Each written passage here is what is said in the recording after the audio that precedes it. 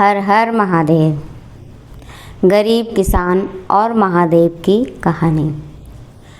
बहुत समय पहले की बात है। एक गांव में एक गरीब किसान रहता था। उसका नाम रामू था। वह बहुत ही ईमानदार, परिश्रमी और भक्तिपरायण व्यक्ति था।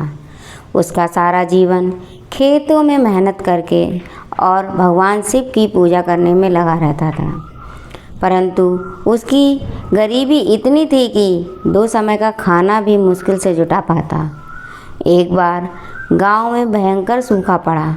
खेत सूख गए, अनाज उगना बंद हो गया और किसान के पास खाने तक को कुछ नहीं बचा। फिर भी रामू ने भगवान शिव की पूजा करना नहीं छोड़ी। वह रोज़ अपने टूटे फूटे मंदिर में जाकर बेलपत्र और जल चढ़ाता और एक ही बात कहता, हे महादेव, आप तो दिन दुखियों के सहारे हो, मेरी नैया भी पार लगाओ।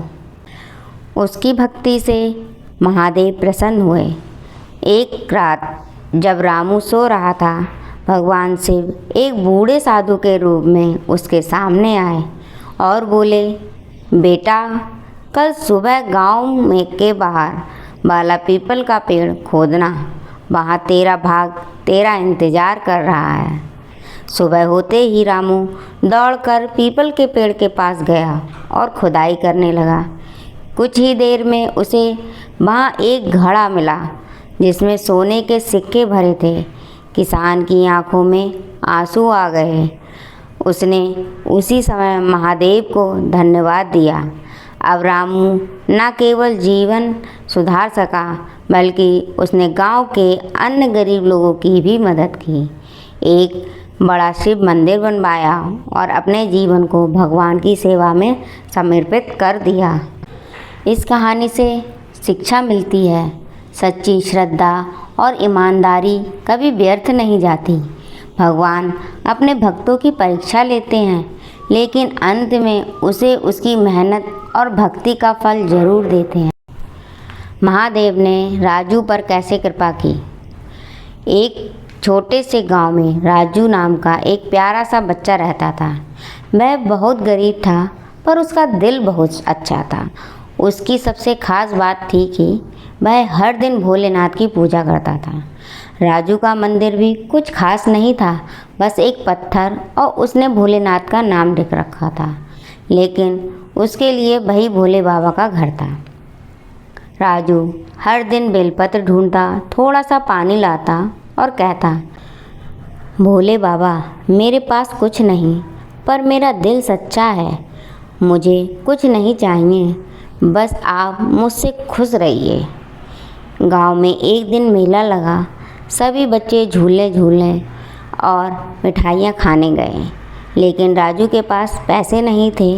वह चुपचाप मंदिर गया और भोले बाबा से बोला, आप ही मेरी मिठाई हो, आप ही मेरे झूले, आप ही मेरे सबसे प्यारे, सबसे अच्छे फूलों वाले। यह सुनकर महादेव खुश हो गए। उसी रात राजू के घर के बाहर एक साधु आए। उन्होंने राजू को एक झोली दी और कहा, राजू, यह भोलेनाथ की ओर से है, जब भी ज़रूरत हो इसमें हाथ डालना। राजू ने झोली को संभाल कर रख लिया। अगली सुबह जब उसने झोली में हाथ डाला तो उसमें फल, मिठाई और नए कपड़े निकले। अब राजू भूखा नहीं रहा और वह हर दिन और भी ज़्यादा श्रद्धा से पूजा करता। उसने उस झोली से गांव के और बच्चों की भी मदद की। अब सब राजू को प्यार करने लगे। इस कहानी से शिक्षा मिलती है, भगवान सच्चे दिल की प्रार्थना सुनते हैं। भक्ति में बल होता है, धन में नहीं। दूसरों की मदद करने से भगवान और ज़्यादा खुश होते हैं।